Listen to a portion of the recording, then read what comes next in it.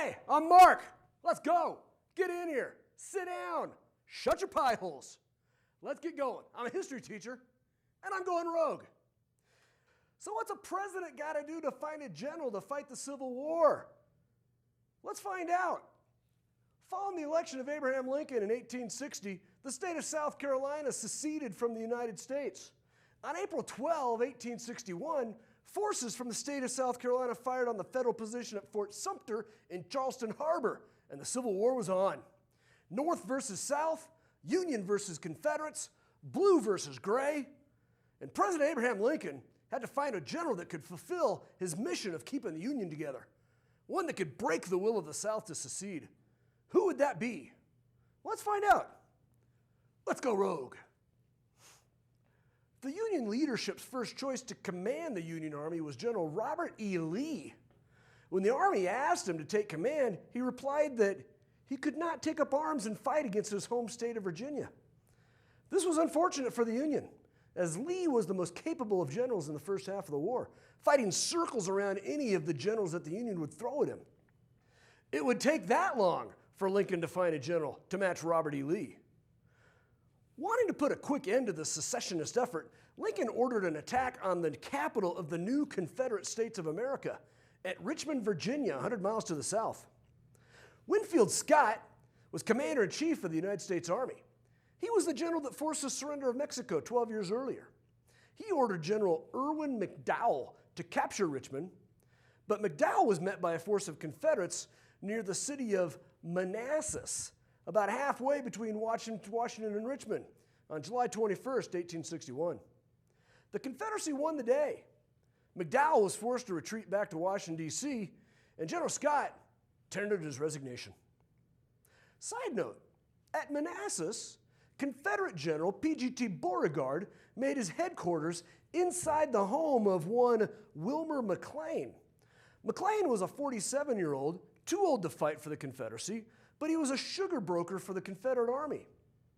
He literally watched out of his front window of his home as the first battle of the Civil War, the first battle of Bull Run, erupted in his front yard. After the second battle of Bull Run in August 1862, McLean decided to move out of Manassas, the Civil War's main theater of action, to a quiet town south of Richmond, a town called Appomattox Courthouse. Well, with the resignation of Winfield Scott, command of the Union Army fell to General George B. McClellan. McClellan saw himself as an American Napoleon, replicating many of his tactics. The thing that McClellan could not replicate was the speed of Napoleon's armies. McClellan refused to fight until his armies were ready. Frustrated, after a year of inaction, Lincoln remarked that General McClellan has a case of the slows. He later sent a letter to General McClellan saying, "Tell General McClellan that if he's not going to use his army, I would like to borrow it for a while." Sufficiently prodded in action, McClellan finally launched an invasion of the South in early 1862. The attack got to within a few miles of Richmond, but was stopped by Confederate General Robert E. Lee. In September of 1862, McClellan defeated Lee at the Battle of Antietam. As Lee's armies were in full retreat, McClellan lost his nerve and didn't pursue the enemy. Lincoln had had enough of McClellan's inaction and fired him. Lincoln's next choice to command the army was Ambrose Burnside. That's him with the awesome facial hair. Hey, Casey, are the ladies digging the sideburns again? No. No? It's all on a pendulum. It's swinging back. Okay. Give it a couple years. As a corps commander at Antietam, Burnside was ordered to capture a bridge across Antietam Creek. The bridge was defended by 450 entrenched Confederates, and Burnside finally took it with a force of 14,000. The bridge is now called Burnside's Bridge. Burnside was not held in great esteem by his troops, whom mocked him as Sideburn. Now, as general-in-chief, Burnside developed another plan for attacking Richmond, crossing the Rappahannock River at the city of Fredericksburg. On December 11, 1862, the Union crossed the river while General Lee and the smaller Army of Northern Virginia gave only moderate resistance in the city. while entrenching the bulk of his force behind a stone wall atop a rising slope referred to as Mary's Heights. Once in control of the city, Burnside's plan to attack the entrenched position was simply to send wave after wave after wave of Union soldiers to stand, unprotected, in front of the wall and fire. Needless to say, it was a disaster for the North.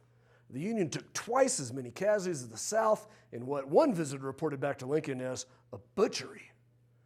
Burnside was fired after Fredericksburg. Nevertheless, Burnside has become a household name, not because of his generalmanship,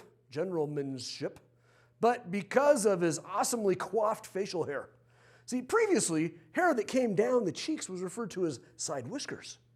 By the 1870s, those took on a new name, Sideburns, named for Union General Ambrose Everett Burnside. Lincoln next elevated General Joseph Hooker to General-in-Chief. Hooker was known as a hard drinker and a hard partier.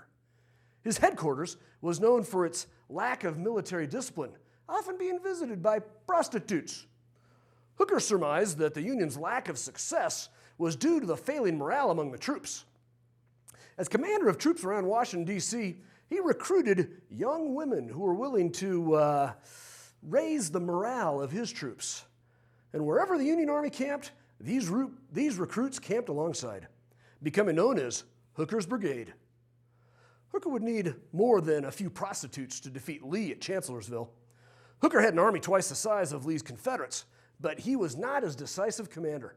Starting on April 30th, 1863, Hooker was completely outgeneraled by Lee. While Hooker was considering his next move, Lee would attack quickly, oftentimes dividing his force. And by May 6th, Hooker gave up and retreated back across the Potomac. And Lincoln handed him his pink slip. Nevertheless, Hooker makes his mark on the American lexicon. He gives his name to, prostitution. The word does predate the Civil War. In the 16th century, a hooker was a pickpocket or a petty thief. By the 1800s, it became associated with the prostitutes of the Corlier's Hook neighborhood of New York City. But General Joseph Hooker popularized the term. Rob D'Alessandro, a Civil War historian, notes that the large red light district in Washington, D.C. became known as Hooker's Division. He added that soldiers named the hordes of female camp followers that plied their trade on young and often naive soldiers as Hooker's Legions. Lincoln next elevated George Meade to General-in-Chief of the Union Army. He is properly commended for winning the Battle of Gettysburg, but like McClellan, Meade didn't pursue the Confederate forces that retreated hastily out of Pennsylvania, and he was canned by the president. That's all. No cool stories about Meade. Lincoln now looked at the success of the Union Army in the West, having recently captured the Confederate stronghold at Vicksburg, and considered moving Ulysses S. Grant from the West to the Potomac. When some of Lincoln's advisors warned that Grant was a heavy drinker, Lincoln retorted, "Well, tell me what brand of whiskey he drinks, and I'll buy a barrel for all my other generals." Lincoln actually did have that high-pitched voice. It's not me just making that up. Lincoln was high-pitched voice. Anyway, Lincoln made Grant the general-in-chief of the U.S. Army, and the Union went on offense, rolling up the Confederacy. In April of 1865, Lee's army was spent. He sent a note to Grant offering terms of surrender. Needing a place to negotiate an armistice, they chose a house in the town of Appomattox Courthouse. On April 7, 1865, they knocked, and the door was answered by one Wilmer McLean, the man who watched the Civil War begin in his front yard. Now he watched as the war ended in his living room. Hey, thanks for stopping by. I hope you had fun. I hope you learned something. If I did it right, you did both. Hit that like button if you did. Yeah, I would be honored if you would subscribe to my channel and hit that bell so you know when new videos come out. You know, we talk about the weird side of history, hookers, sideburns. Hey, thanks for coming by all the same. I had fun. But I won't quit my day job. And remember, I'm Mark Haggard. I'm a history teacher. And I've gone rogue.